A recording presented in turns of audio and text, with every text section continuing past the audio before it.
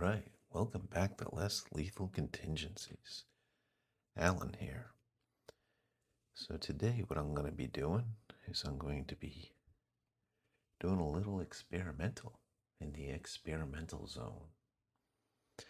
Yeah, we're going to be taking the IntruBuster Generation 2, brought to you by Mercury Rise, and we're going to be swapping out the bolt and valve assembly for a brand new Pistelle X-68 upgraded bolt and valve assembly that I just got from MCS.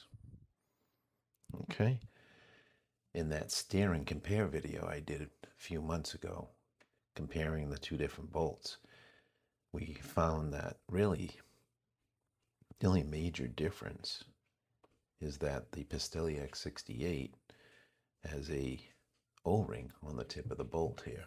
Okay, other than that, pretty much all the dimensions that I measured on it were identical. Okay, so what we're going to do is we're going to quickly go over those measurements. I'm going to remove the factory bolt and valve assembly out of the IntruBuster Gen 2, and we're just going to do a real quick, take some measurements again just to go over it really quick, and then I'm going to install this Pistelle X-68 valve in here. The reason why I'm doing it is mostly so that I can get some reliability out of it. I'm tired of dealing with the fact that the Pistelle X-68 firing pin or the piston here O-ring is essentially, well, let's put it this way. The one on the IntruBuster Gen 2 is larger, has to be larger, or else it fails often. So I want to convert it over so that both guns are using the same O-rings. And that's the only O-ring that's different in the gun, well, other than the extra one here on the bolt tip. So that's what I'm going to do today in the experimental zone. Okay, and then I will be test firing it, and we'll put it through a series of tests and a series of trials, and we'll test it on CO2 first. If everything works properly, which I believe it will, then next thing we'll do is we'll test it on 700 psi high pressure air, and if that works good, we'll just work our way up from there. We'll go at 800 maybe, or 1,000, and then we'll probably peak at 1,100. Okay, so that is what we're gonna do, guys.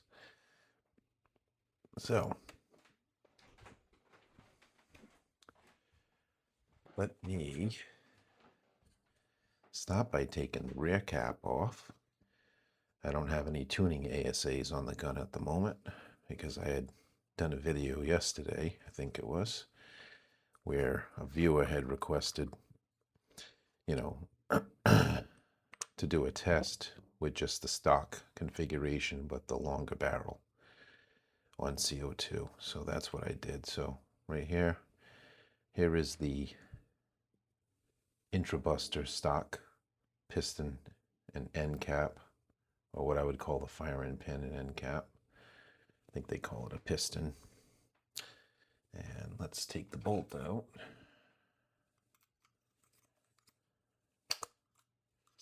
Now, pick or a screwdriver. It can be a little funny, a little fickle trying to get this out of here.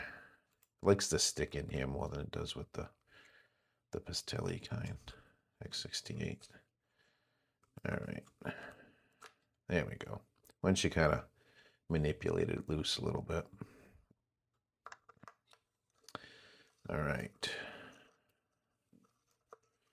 there is the Generation 2, the IntruBuster spring, bolt, and valve assembly. And I'm going to put this over here out of the way first so we can just take some quick measurements. Okay. And of course this one does not come with a spring. You can reuse your own, or I mean, you can easily get these springs anyways online. I have actually a 50 millimeter spring that I ordered, thicker spring that I use sometimes on my X-68. So let's start off with let's do it this way. Yeah, let's do it this way. So we know the springs are identical, literally. Okay, so we don't need to go do that. Check that out again. But actually, I do have my Pistelle X-68 spring right here. This is the one I stretched out a little bit, so it's a little longer because I physically stretched it out. You can see in the camera, it's just a little tiny bit longer. This is my tired spring that I had stretched out. Currently, I run a 50 millimeter by 22 by 1.8 wire gauge, what I call a tuning spring. That's what I run in my Pistelle. It's been working pretty good. Yeah, so, but these springs are pretty much identical. Now, there's always going to be tolerances, right? Plus and minus tolerances. We're not talking about, you know, spacecraft parts, you know, so parts made for spacecraft or anything like that, or so there's always going to be, you know, some tolerances here. Okay, so, all right, the IntruBuster cap. We know the threads are the same because they're interchangeable. But let's just check the pin here a little bit. Let's go for length, right? From the back cap to the end of the firing pin or piston, we have 27.23 millimeters long. Okay. Let's measure the brand new Pistelle X-68. We have 27.22 millimeters long. Okay. Let's measure. It's kind of hard to get in on this because I have O-ring on it, and this O-ring's actually one of the bigger O-rings. Let me see if I can somehow just get the metal.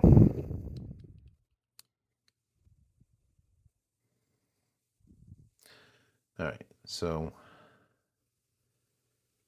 the OD of the firing pin where the 011 O-ring goes on, it's about 10.61, right? 10.6 millimeters for the IntruBuster. For the X-68,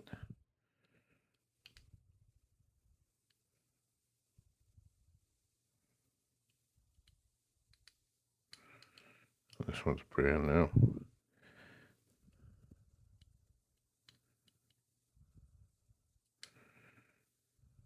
All right. 10.68, so identical, right? The only thing different is you have to run a little thicker, you know, a 2 millimeter O-ring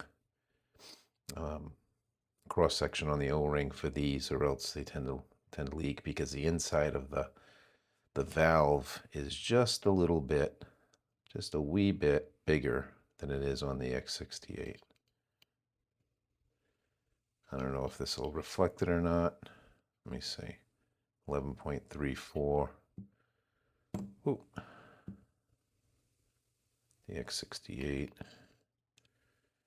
Yeah, see the X-68, 11.57 inside the valve where that 011 O-ring needs to ride into or seal into, and 11 point,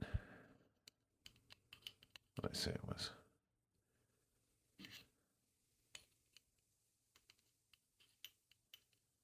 Well, if I go, all right.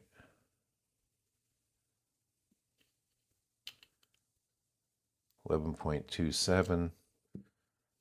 Let me make sure I'm grabbing the same dimensions. Huh. Actually, that's identical right there, but I know it's, well, that's probably picking up the outside. Let me try it right here. Yeah. 11.58 for the X-68.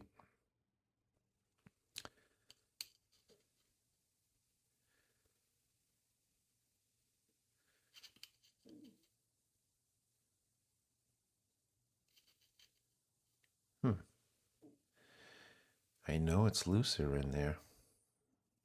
It's a bigger opening. Why I'm not picking it up on the mic, on the caliper this time? I just had a difference.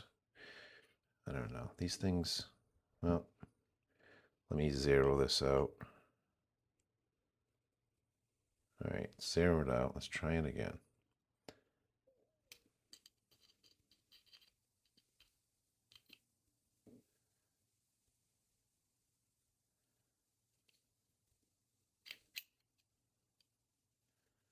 Eleven point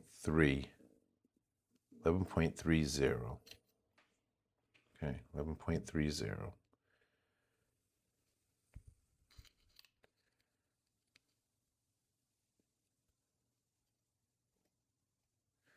Huh.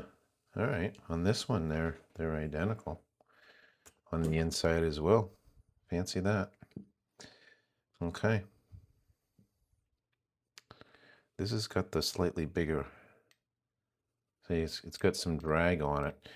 You know, it's probably in further, which I can't get. My calipers don't go far enough in, so I think that's the issue here. Because when you go in here, you can feel with this thicker O-ring, you got contact, right? But yet on the Pistelle, it's tighter in here, so it's very, we're talking fractions tighter, but there's a lot of resistance for me to try to get this one in there. Whereas if you go with the end cap and pin that came with the new bolt and valve, it's loose, right? Of course, it's different size O-ring, so that's also why it's looser, because we know these dimensions are the same. But there is ever so slightly a difference further in where I can't actually measure it with that particular caliper I have. So, but you can tell when you feel this, anybody that, you know, tries these O-rings, you know that this is super loose, right? If you take the, you know, the standard O-ring that you get with the 011, it's way, way, way, way, way loose. You're not even getting any drag at all. Okay. Of course, you don't get any drag on that one either. So we're talking minute amount of difference here. But anyways, so these measurements are the same. There's a slight internal in the valve, slightly larger on the IntruBuster than the X-68. I can't really get in there, but when you can tell when you're fitting O-rings that there's a difference there. Okay. The next thing, I'll try to go through this a little quicker here. I'm going to take a measurement of the outside of the valve or the bolt, 17.18 millimeters.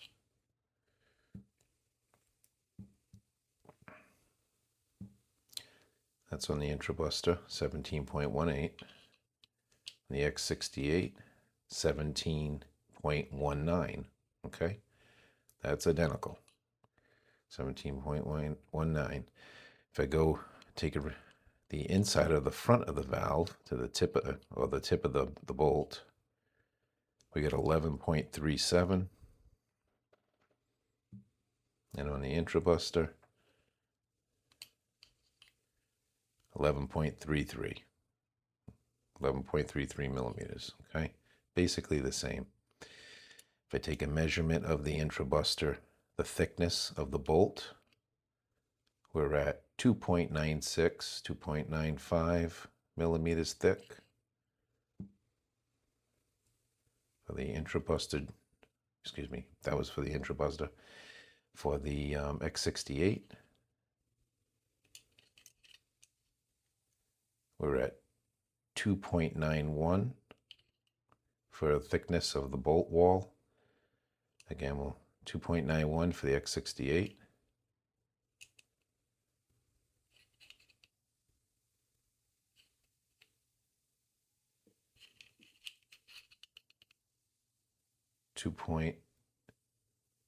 .92. Okay, getting some little fluctuations depending on where I pick up the measurement, but like I said, essentially identical, right? So the outside diameter, the inside diameter of the bolt are identical to each other. All right, where the sear rides on the IntruBuster bolt, We got basically 21 millimeters on the Pistelle X-68, 21 millimeters. Same thing, 21 millimeters. Okay, so they're identical here. All right. The thickness of the X-68, the groove here where the sear would engage the bolt. We're looking at 8.08. We'll just call it 8 millimeters on the IntruBuster.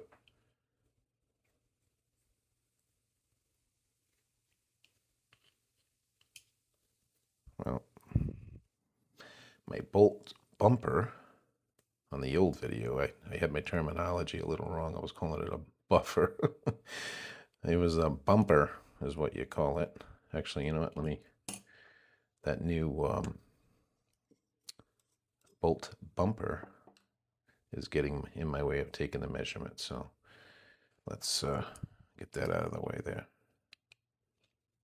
Yeah, 8.07. The X-68 said 8.08. It's 8 millimeters, okay? So those measurements are indeed the same. I'm going to take the bird cage. I think I was calling this a valve cap back then in my first video, but today we kind of know it as the bird cage or air plenum. But bird cage is usually what we say most of the time. I'm going to put that aside. The IntruBuster Gen 2, and we're going to measure the outside diameter of the valve portion of the bolt valve combination here. We have 13.02 millimeters. We're going to take off the Pistelle X-68, the brand new upgraded valve bolt assembly here. We're going to measure the outside diameter of the valve portion of the bolt and valve assembly. And we're at 13 millimeters exactly. Okay, so again, they're the same. Within tolerances, right? They're within, my goodness, less than probably a half a millimeter, I would say, way less, thousandths of an inch, but or how it is on metrics anyways. All right, so far, everything's identical here. There is some question though, as far as when you get a little inside, because I can't really get in there far enough to take a good measurement, but from experience of fitting O-rings and fighting through leaks and things, I think a couple of us understand that the inside of the IntruBuster Gen 2 valve in here, okay, right inside here where the O-ring, the 011 rides, right, it's supposed to create a seal. We know it's a tiny bit, I don't know what the measurement is, but we're talking minute amount larger in there, okay, than it is on the X-68. Inside the valve, and actually I'm pointing the wrong direction. It's this end of the valve. It's ever so slightly larger in there, which does play into sealing. It's a sealing surface in there, so it does play into, and I believe it is tapered in there as well. You can kind of see it if you can get a light in there. It's definitely tapered. It's like a tapered thing because it'll start off kind of snug and then it gets snugger as you get in there. It's like there's like a machine taper to it, so that the O-ring will seal as it gets in there. At least that is my hypothesis. That's my educated guess from observing this. Okay, so far all this is identical. Now, let me take the bolt bumper. Okay, this is a new one I ended up sourcing on Amazon, and this seems to be working pretty good. Should hold up better. It's like a what is it, like a polyurethane 1 millimeter thick washer. If you need the information on it, I can send it to you, because I had a bolt bumper on my Pistelle that was wearing out. yeah, so let's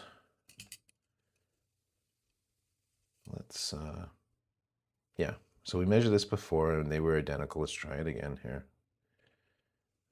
Not expecting anything to be different. 22.45.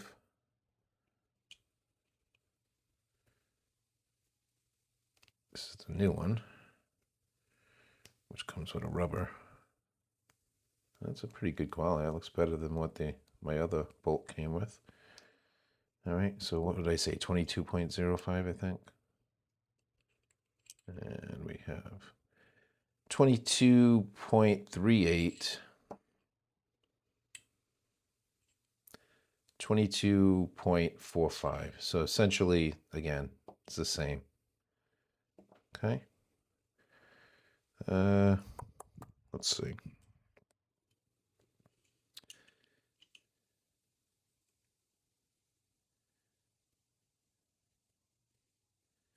$26.96, 26.96 millimeters, 27.03. This will vary a little bit because I'm probably reading off of that 021 O-ring a little bit. But let's take a measurement here and see what it is here. X-68, 23.59. If I grab it there, IntruBuster, 23.65. Again, it's they're the same. They're the same. Okay. I know they use the same size inner birdcage O-ring, so I believe this would probably be the same. 13.14 for the IntruBuster. 13.17. They're the same. Okay, so that's all the measurements. I don't think I missed any. I'm not going to weigh it. I know I did weigh it on my old video. And they were pretty much identical in weight. Again, the only difference is you have an O-ring on here. Now, I personally have run this bolt and valve assembly without that O-ring on the end. I removed it when I was doing some testing. I wanted to see if it made a difference at all. Seemed like it made it a little louder. But other than that, I don't know that it really made a difference. It operated just fine without the O-ring. I've heard guys say that the reason why they have the O-ring on the X-68 and you don't have it on the IntruBuster is because this is supposed to make a seal into the barrel as it goes in. You know, I don't know that to be the case or not, but maybe they claimed it was required because, you know, there's a big difference on the barrel, right? The barrel doesn't thread into the breech on an X-68. It threads into the aluminum in the front, aluminum body, whereas on the IntruBuster Gen 2, it threads into the breech and not the body, right? Because it's got a plastic clamshell. So maybe that's why they don't have it. I don't really have an opinion on it. All I can tell you for sure is that you can run it with or without this O-ring, so I don't think it's doing a hell of a lot. It is a 014 O-ring, so any 014 should fit it fine. It's a 014 O-ring in case you need to know. But yeah, I mean, every dimension is identical essentially within whatever the tolerance is, acceptable tolerance is, okay? So there's no reason why this won't work, but I just want to go over that again really quick for you. I am going to lube this up pretty good. It's got some, it looks like it might be like a white lube or something from the factory on here. I'm going to wipe up some of that next really, and I'm going to add a silicone grease, which is what I like to add on these parts here. And yeah, we're going to install it, and then the next thing I'm going to do is I'm going to test fire it. So this is all the new stuff. I'm going to put this bolt aside in hopes that this one is going to give me more reliability moving forward as far as O-ring reliability. I'm not suggesting this is for everybody to try if you're not having any problems with your marker. Especially if it's stock, you're probably not having problems. But me and a couple other guys have run into some issues with proper fitting O-rings, and I just don't want to have to worry about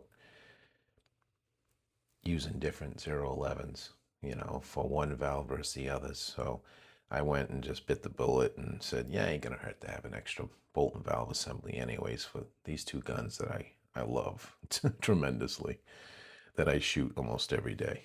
Oh hell, I shoot like almost every day. So that is what I'm gonna do. I'm gonna test it first on CO2, and then if everything works fine, which I imagine it will, then I will be I will be testing it, like I said earlier, on 700 PSI, and I'll kind of work my way up that way and just kind of a couple trials on it just to make sure everything's holding well. Yeah, again, I don't think it would matter even if I took this off, but I'm going to leave it on and see what happens, because inquiring minds want to know. Okay, inquiring minds want to know. Anyways, yeah, so let's let me wipe this down a bit, get it lubed up with my favorite product here, one of my favorites, Super Lube multi-purpose synthetic grease. It's a silicone grease, and I'm just going to wipe off some of this, what I believe to be white lube, which is not bad. I mean, white lube's not a bad product. I don't know how it's going to react with the silicone. Probably be just fine, but let me wipe off any heavy amounts that we have. And this is what I would recommend too for you guys that don't, especially if you don't shoot it as often as I do. I mean, I'm shooting these like almost every day, just having fun with them, testing new ammo, different things, modifying them. Obviously creating channel content, right? If I don't create channel content, I ain't gonna have much of a channel. So I'm doing that. Yeah. All right. But if you're not doing that, so silicone oil on every CO2 cartridge, a couple drops is adequate to keep the O-rings from, drying out on you, keep things lubricated. Or if you're shooting high pressure air, again, a couple drops of oil here and there in the back. No, I gotta order some more of this. I'm getting low.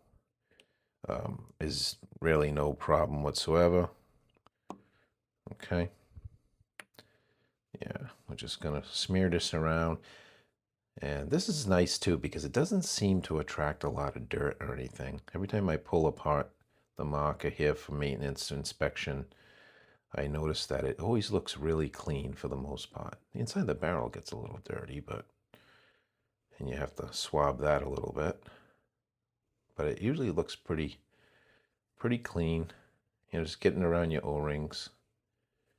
Right, and here especially because this is where your bird cage's inner O-ring's going to be riding. Okay. I'm going to put, a bumper. This is a brand new bumper, but I did pick up these on Amazon. They're a little bit wider, but they're still within the diameter here. What did we say that was, like 22 millimeters, I think. So, I mean, these are good. About 1 millimeter thick, just like I believe these are the bumper that came with it. So I'm going to run this. They were pretty cheap. It was like $10 for like, I don't know, 25, 30 or something like that. So we're going to put that down on there. Clean off some of the white lube. I'm going to run these O-rings for now because it's all stock and I want to, I'm testing this stuff. And they look to be urethane anyway, so they should last a good long time. The inner bird cage O-ring, which is like a 13 millimeter by 1.5 millimeter.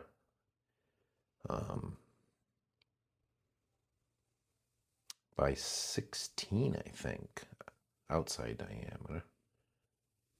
I think that was a measurement, but definitely 13 by 1.5 cross section for that inner birdcage O-ring. The outer is another 021, just like the same as this end cap O-ring here, right? Your outer cap. It's a 021. They're both 021s. Your 011, I'm not sure exactly what the measurements are on that, but it's probably the same. I mean, it came from MCS, so they're good O-rings anyways in here. So I'm just gonna lubricate this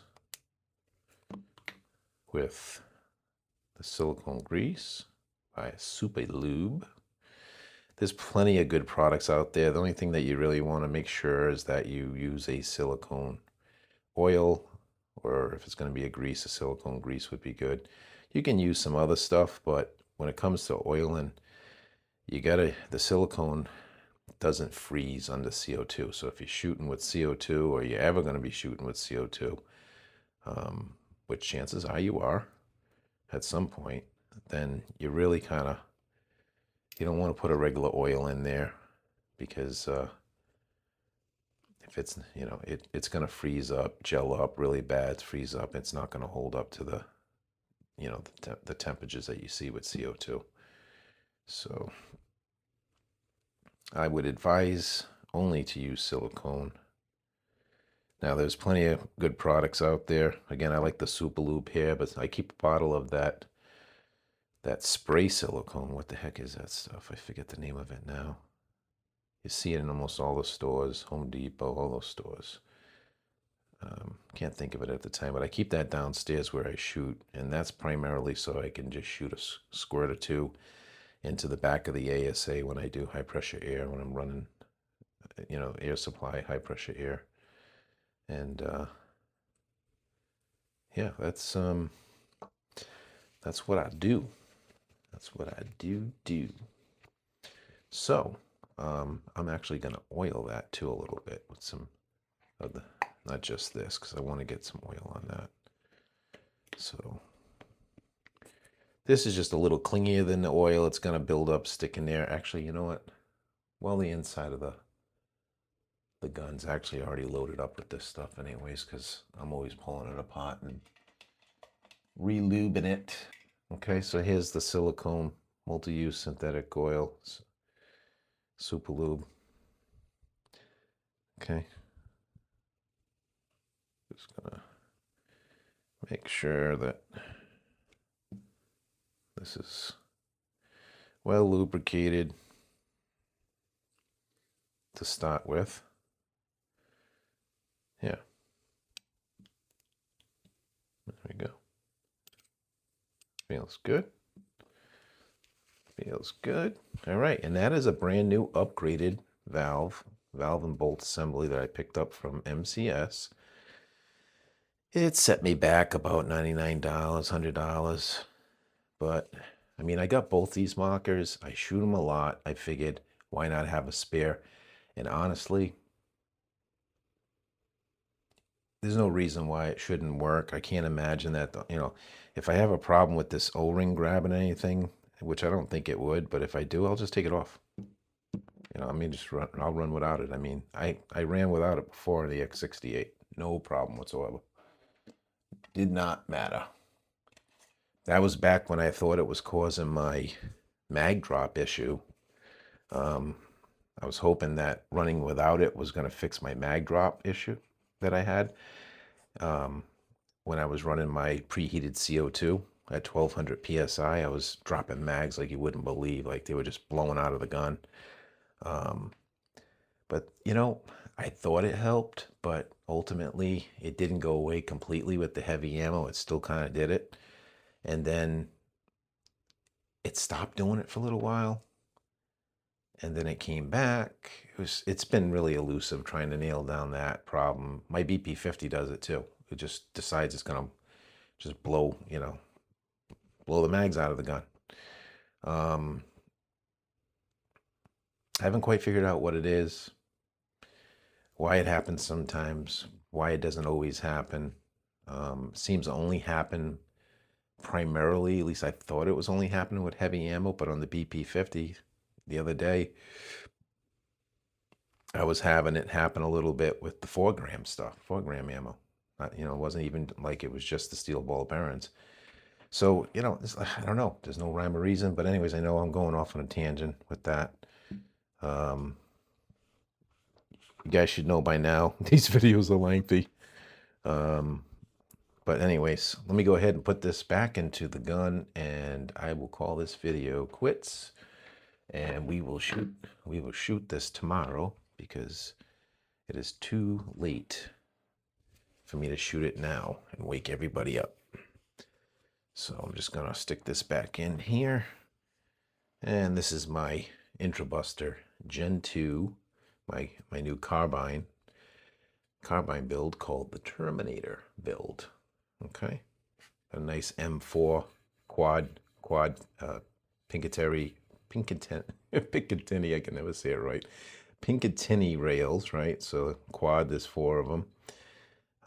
It's just being held to the gun by one of these low profiles, the shortest ones I could find. I think it's like a 5-inch. Yeah, it's like a 5-inch Pinkatini rail, and it's just you're clamping over the built-in Pinkatini rail on the bottom of the IntruBuster Gen 2, and then it's just basically bridging the gap, right? It's clipping onto this rail to that rail, nice and tight. This particular one is good. It allows you to get a socket on there, really crank it down because you want to be tight. And then I get a little, you could use any kind of foregrip you want on here. I got this one on here, and then I got the MCS grip and spare mag holder. If you order these, and I don't know if they're all like this, but this is a 2-piece design, this M4 quad rail handguard.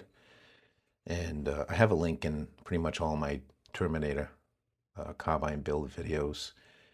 In the description field, I got links to all this stuff. I can't promise the links ain't gonna go dead at some point, but if they work, great. There's links to them in case you need it, any of these parts. But this is a split design. You can kind of see it right here. Excuse me.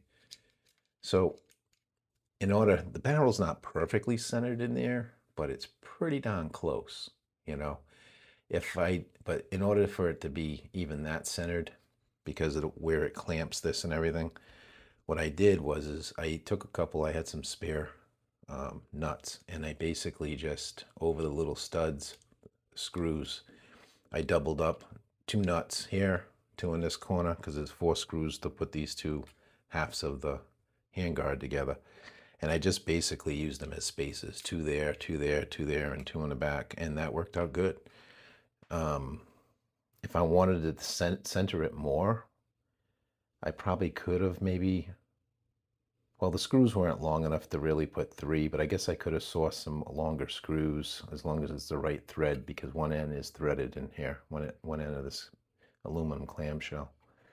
But yeah, that's basically how I mounted it and kind of centered it on there.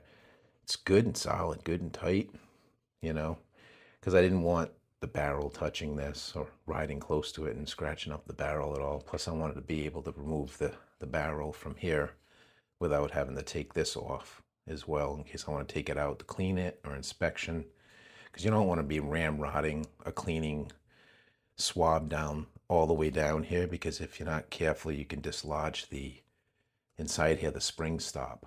And if you dislodge that spring stop and get it by the sear, which ain't very difficult to do, especially on this gun, super easy to do, then you got to remove the clamshell so that you can depress right under the spring where the sear is inside here.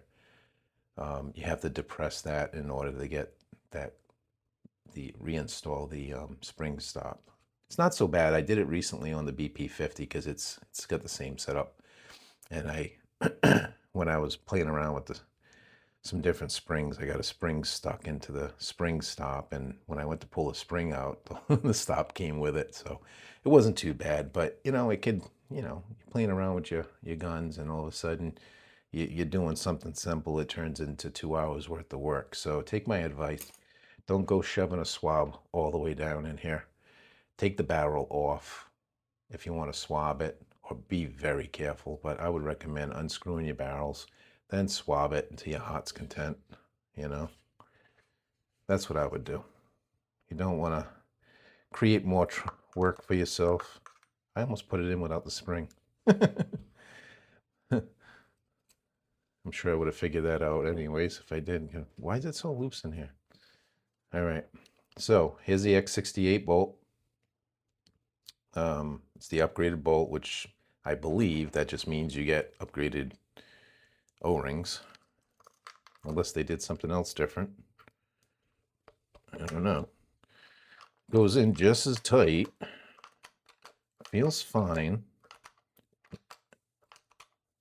I'm pretty sure pushing it in that far that I'm probably starting to make contact, I believe, with the barrel, I think. So, what did I do with the other bolt? Oh, I put it away. That's what I did. Make sure I didn't. Yeah, all right, I got the correct one in there. Whew. Okay, here's the IntruBuster one. No bolt O-ring on the tip. Okay. All right, just wanted to make sure. I'm over here yip-yapping and wanted to make sure. So like I said, I want to try it on CO2 first, so we're just going to do it stock configuration. The way it is. 4mm, if I didn't mention that, is your back cap. Allen key, 4mm.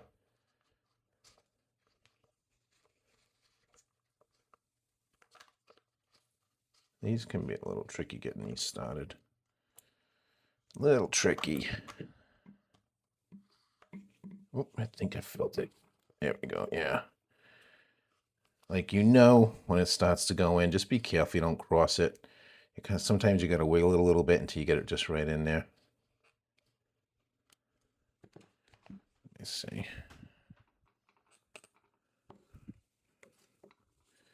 Yeah, it felt good, but...